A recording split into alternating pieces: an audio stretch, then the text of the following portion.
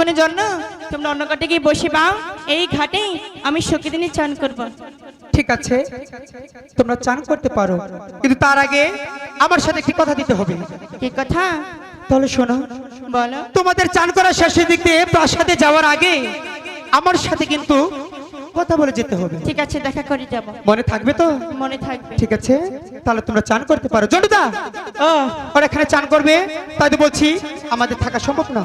আমরা একটু সময় ওখানে বসি, ওদের চান করা শেষের দিক দিয়ে আবার আমরা চলে আসবো। ঠিক আছে, তাই চল। সখী, ষষ্ঠীর ছেলেরা চলে গিয়েছে।